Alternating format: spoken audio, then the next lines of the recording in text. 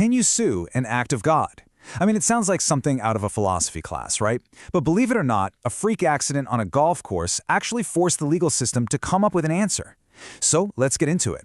This is the story of one fateful golf game that ended up completely reshaping how we think about responsibility and what a business really owes you when nature decides to get violent. Okay, so let's set the scene. It's the morning of Sunday, March 28th, 1993. Spencer Maussner and his buddies show up at the Atlantic City Country Club for their usual game. Now, funny enough, a snowstorm was actually in the forecast for that morning, but they were going to play anyway. It was just, overcast, a little misty, pretty standard stuff.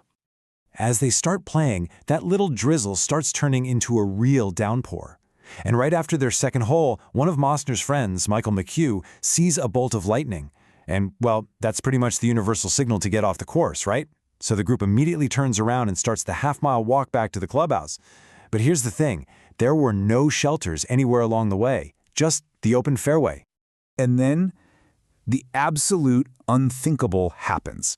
A lightning bolt strikes Spencer Maussner directly.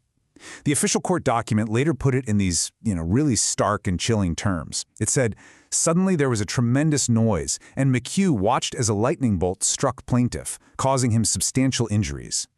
That single strike caused devastating injuries and, in an instant, turned a casual Sunday morning into the beginning of a huge legal fight.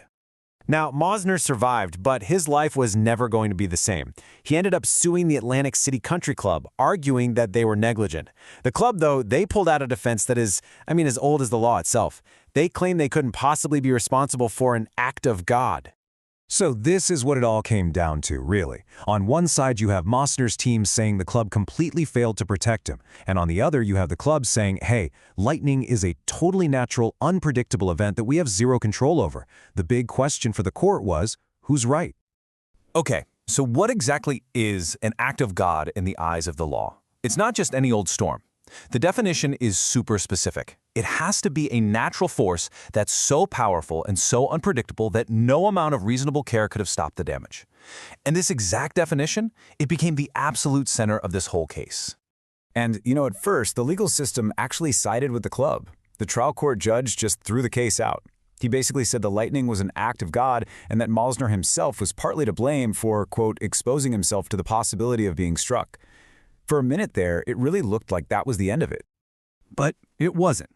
Maussner appealed, and this right here is where the story gets really, really interesting, because the appeals court wasn't just going to rehash what happened on that specific day.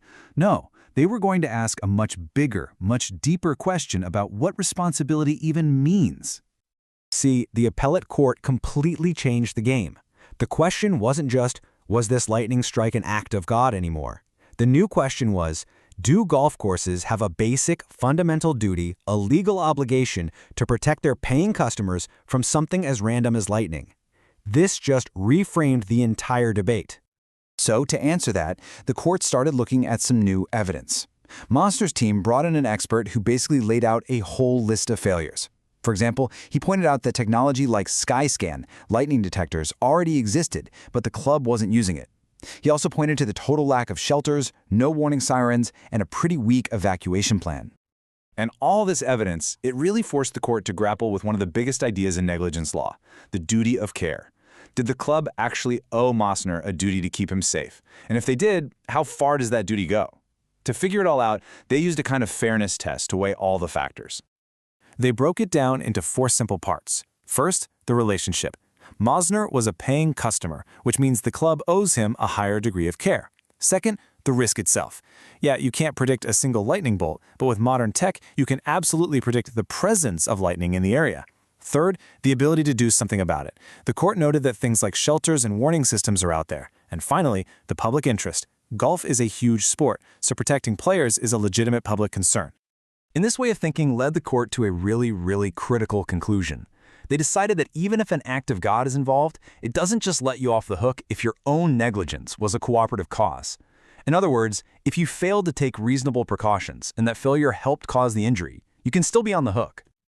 So after balancing all of this, the technology, the business-customer relationship, this whole idea of a cooperative cause, the appeals court was ready to make its decision. And what they decided would send ripples far beyond just golf courses. Okay, Now, to really get this ruling, you have to understand what the court didn't do. They didn't come out and say that every single golf course in America has to go install super expensive lightning detectors and build bomb-proof shelters. That would have been way too much.